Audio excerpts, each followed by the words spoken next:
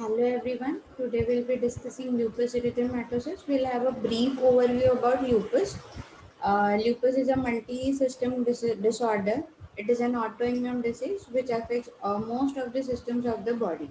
So let's start our discussion. What is lupus? As I already told, it is an autoimmune disease with wide clinical spectrum, which ranges from mild cutaneous lesions to life-threatening systemic diseases. The most commonly affected parts are firstly, there will be cutaneous lesion, then joints can be affected, kidneys, heart, lung, blood vessels, and brain. Spectrum of lupus, we should know that if there are only cutaneous lesions, that is cutaneous lupus erythematosus, which can be acute cutaneous lupus erythematosus, subacute cutaneous lupus erythematosus, and discoid lupus erythematosus, also known as chronic cutaneous lupus erythematosus. If there is presence of skin plus organ involvement, it is SLE, that is systemic lupus erythematosus. Then we have other two variants, that is neonatal LE and drug-induced LE. Discussing about the epidemiology, it is more common in the women. The ratio is 9 is to 1 for male to female ratio. ACLE, which is localized form, is 20 to 60% of the total LE patients. Most common form of CCLE is classic DLE. 5% population presenting with isolated DLE can go into the systemic involvement, that is SLE. Then recent data which shows the incidence and prevalence of isolated DLE and SLE is equivalent. Then we should know the specific cutaneous lesions and non-specific cutaneous lesions of the LE. Then moving to the specific cutaneous lesions, that is acute CLE, subacute and chronic. So acute presents with localized or malar rash, which involves the zygomatic area and bridge of the nose. Generalized have a maculopapular rash. Subacute CLE have two classic lesions. There are other variants also, but the two classic lesions are annular and papillosquamous. Chronic CLE can have variant type of lesions. Most common is classic DLE, which is present as localized or generalized hypertrophic, lupus mucosal that involves oral and conjunctival, lupus cumatus, chilblain LE, and lichenoid LE, which is a overlap. The non-specific cutaneous manifestations can be vascular diseases like vasculitis, more precisely leukocytoclastic or periarteritis nodosa. Then we can see Raynaud's phenomena, erythromelalgia, non-scarring alopecia. Here it is very important. In non-scarring alopecia, what we can see is lupus hair, telogen effluent, and alopecia areata. Lupus hair are thin, ruly hairs which fragment very easily and they are present over the periphery of the lesion. Then we can also see sclerotectally, rheumatoid nodule, calcinosis cutis. Calcinosis cutis is deposition of calcium over the lesions, which can be provoked by trauma or other stress-induced injury. Then cutis laxa, lupus erythematosus, non-specific bullous lesions, papulonodular mucinosis. These are some of the specific and non-specific lesions we should know. Then moving to the etiopathogenesis, the etiology is unknown and the pathogenesis has not been fully understood. But there is an interplay between host factors like susceptible gene, there is hormonal factors also play an important role. Then environmental factors like UV radiation, viruses, drugs, stress like so if patient is undergoing any kind of surgery or pregnancy, smoking can also be an important factor. Then, as I already said, it is an autoimmune disease, so there is a loss of self-tolerance. Body don't tend to differentiate between self and non-self antigen. Then there is an induction of autoimmunity, which is followed by activation and expansion of immune system, which evaluates an immunological injury to end organ and clinical expression of the disease. There is apoptosis of keratinocytes, which leads to the exposure of intracellular peptides to cell surface. And there is a release of cutaneous T cell attracting chemokine, and which leads to activation of autoreactive T cell and enhances TNF alpha and INF alpha production. The drugs which can be causative agents which have photosensitizing property, which again leads to the apoptosis of keratinocyte, and then again which is same as UV damage. Drugs like hydralazine, isoniazid, statins, minocycline, procainamide can be a causative agents. and symptoms usually stop after the stoppage of medication. Viruses also play an important role, but the etiopathogenesis have not been fully evaluated. Then triggers for the flare or starting of the lesions are UV light, trauma, stress, pregnancy, and drug like TNF alpha antagonist and fluorouracil. Discussing about the most important topic for today, discuss discoid lupus erythematosus, or also known as chronic cutaneous lupus erythematosus. Here the lesions are characterized by well-defined erythematous plaque with hyperkeratosis and adherent scales. When you go for removing of the adherent scale, sorry, where you can see carpet tax sign or tin tax sign. It is due to the adherent scale extending into the dilated hair follicle. That is, there is a follicular plugging. So you can, when you remove the adherent scale, you can see a specific carpet tack or tin tack like scaling, which is known as carpet tack sign or tin tack sign. It also resembles the tongue of the cat, so it is also known as cat tongue sign. Then there is a peripheral hyperpigmentation around the lesions, which can be seen very clearly. The common sites of involvement are face, which includes lips, ears, V area of the neck, extensor aspects of arms and forearm. Scalp is affected in more than 60%, which causes significant scarring alopecia. We can see the here you can see the photo of the lesions of SLE. As I already explained, the erythematous macules can be present, which are covered by a hyperpigmented rim around the lesion. Okay, here the affected area of the face can be seen as lips are affected, macular area is affected. Again, the extensor aspects of arms and forearms, back area involvement can be seen clearly. Then, okay, what are the types of DLE? Which can be localized DLE, which involves the area above the neck. Generalized or disseminated DLE, where area above the neck and below the neck can be involved. Hypertrophic or verrucous, lichenoid, telangiectatus, linear CLE, rosaceous, acneiform, pigmented, digo, chilblain, which we'll see in a brief. Okay. Then hypertrophic and verrucous DLE, the lesions appears on face, arm, dorsal aspect of hands and back. The clinical picture is marked by chronicity, absence of regression and resistance to treatment. There is increase in dermal elastin fibers which associated with transepidermal elimination. Then moving to lichenoid DLE, it denotes the morphological DLE variant resembling lichen planus. The lesions can be looking as purplish, violaceous, top flat lesions which can mimic the lichen planus like lesions. But when you go for histopathological evaluation, histopathology will show the SLE like lesions. Then telangiectatus, it is characterized by reticular telangiectasia associated with discoid plaques, which is seen most commonly on the cheeks, neck, ears, extensors of knees and heels. Then linear CLE, it is a linear variant, as the name suggests, most commonly seen in children and most commonly affects on face and neck. Rosacea celi, rosacea type presents with nodular lesions on nose, cheek, forehead, and sometimes chins.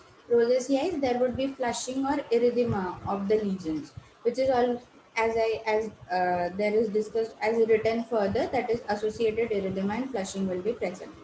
Acneiform type of CCLE presents as acneiform lesions on the scalp. There is wide follicular pits can be seen. Comedon may be seen in the concha and triangular fossa of the ears, which is also known as Shutter's sign. Then moving to pigmented macular alley, it is a rare form. Patients presents with asymptomatic hyperpigmented macula on face and other sun-exposed areas. Then Dego's like lesions are similar to malignant atrophic papulosis. Ellie paniculitis present as firm depressed nodules. Involvement of deep dermis and underlying subcutaneous tissue is present. The sites of involvement are face, trunk, proximal extremities, and breast. Erythematous, the lesions can be erythematous, articarial, or annular plaques on the zygomatic area of the face. It is the most photosensitive variant of CLE. Then chilblain appears as violaceous papules and plaque, which we will also see in LE mimicking LP. Characteristically appears on fingers and toes, but can also seen on ear and face. Eruption is triggered by cold and damp environment exposure. Then DLE of lips and oral mucosa, it comprises of 9 to 35% patients of all the DLE. Common site of involvement is lower lip, which is most common in the Indian population. Discrete papules, plaque, or diffuse hylitis can be seen. The long-standing perioral DLE lesions heal with pitted acneiform scarring. Then DLE of nasal, ocular, and genital mucosa. The lesions on nasal septum presents as symptomatic persistent erythematous plaque.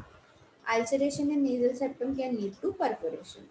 DLE of ocular mucosa present as unilateral or bilateral erythematous plaques of eyelid margin. Long-standing disease can lead to tarsal conjunctival scarring, loss of eyelashes, and ectropion. Vulval lesions are uncommon, usually present as painful erosion or lesions resembling lichen planus.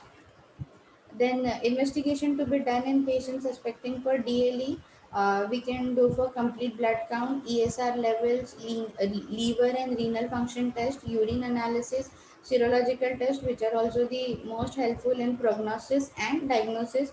Anti-nuclear antibody, it is not specific, but titer that is more than 1 is to 340 is suggestive of systemic lupus erythematosus. Then double anti-dsDNA, that is anti-double stranded DNA antibodies, which are specific to DLE, can point out to the diagnosis.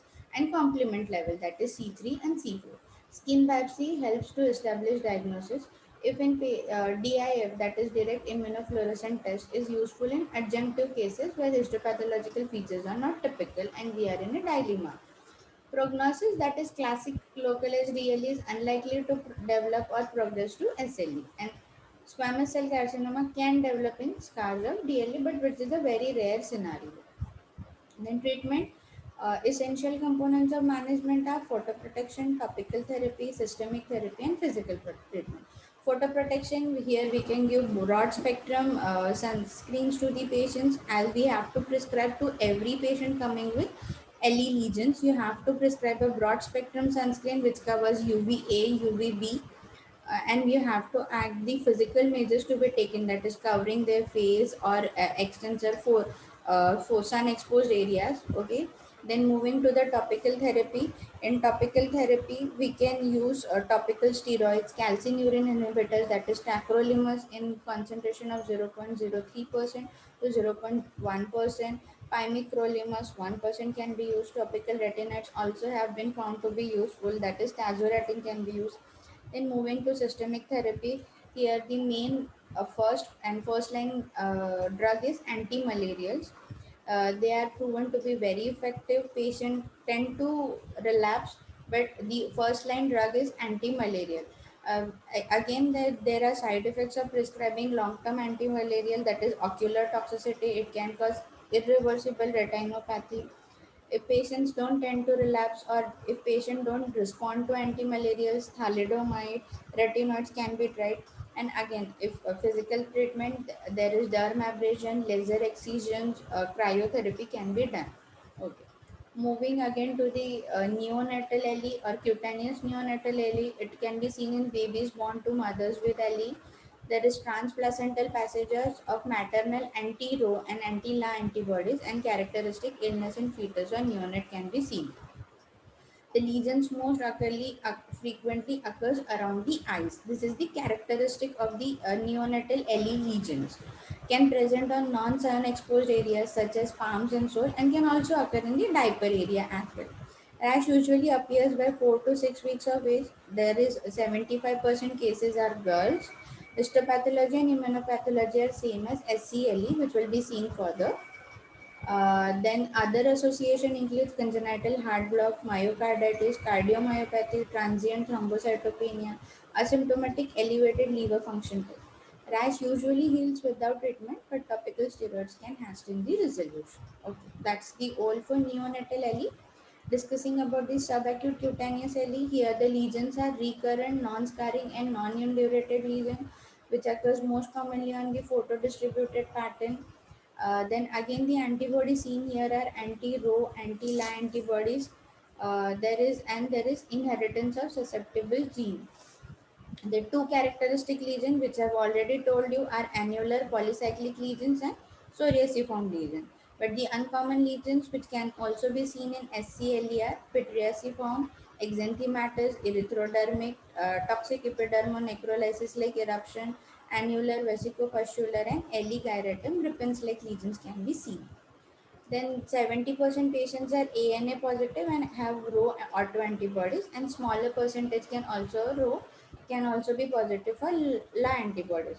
The SLE patients have good prognosis as compared to DLE and SLE.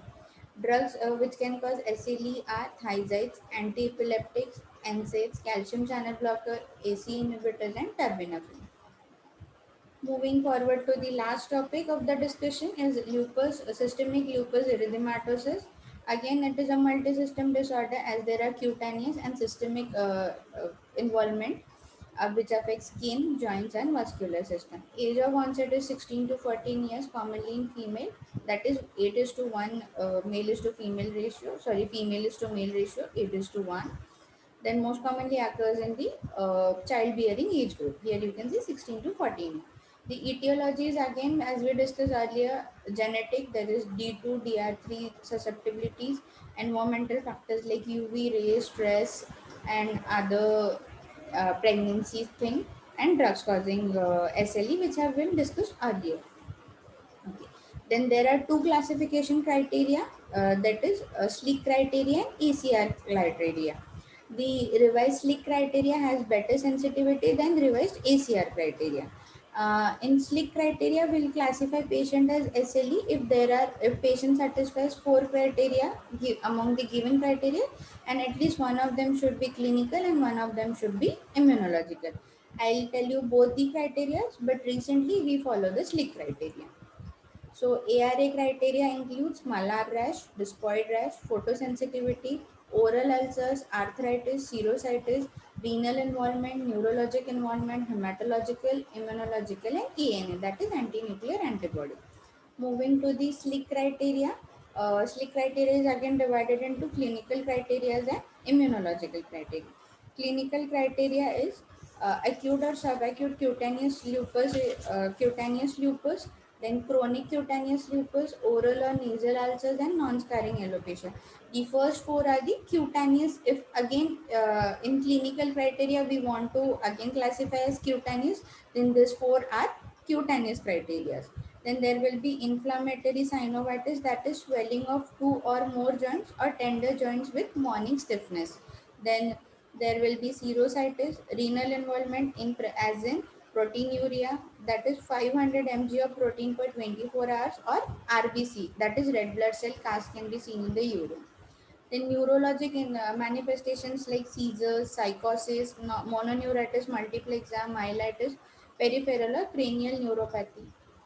Hemolytic anemia can be present, leukopenia, lymphopenia, and thrombocytopenia.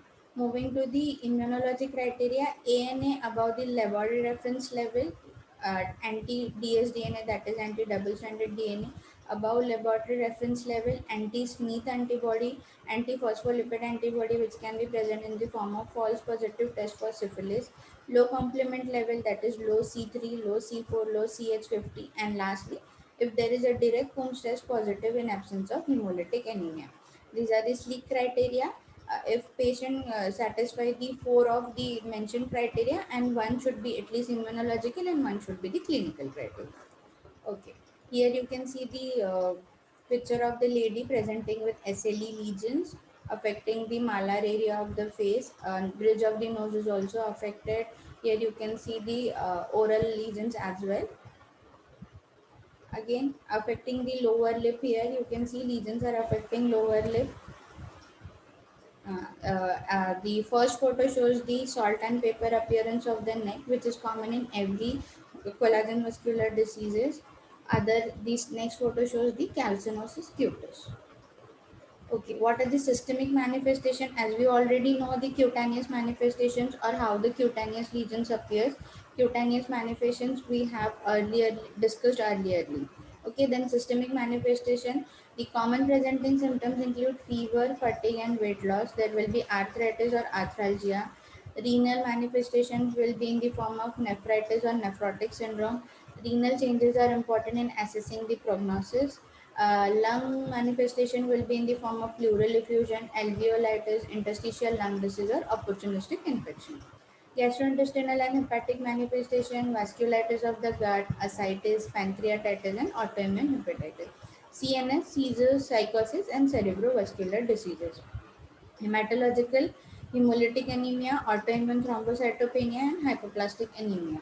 And lastly, the cardiac manifestations will be in the form of pericardial effusion, myocardial infarctions, premature atherosclerosis, Libman shocks, endocarditis. Okay, what are the DDs of the lesions? Erythema multiforme, acute rheumatic fever, drug eruptions, and pellagra. Management is again conservative if lesions are quite few, only some areas of the body are involvement. Again, we'll advise for photo protection with broad spectrum sunscreens and physical measures for the joint involvement. For the pain, you can prescribe patient NSAIDs. Again, the main form of the first line therapy is anti-malarial and corticosteroids.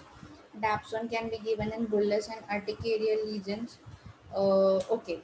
So while managing the SLE patient, the aims are to manage the acute periods of potentially life-threatening ill health, then minimizing the risk of flares, controlling the less life-threatening but incapacitating day symptoms. So, okay. If the patient is having mild SLE, conservative treatment, as we already discussed, salicylates, NSAIDs, topical therapy, and antimalarials can be used. Then, if patient is landing up in the severe disease, glucocorticoids, that is methylprednisolone IV 1 gram daily for 3 days, and which is followed by 0.6 to 1 mg per kg day. The oral equivalent oral dose can be given.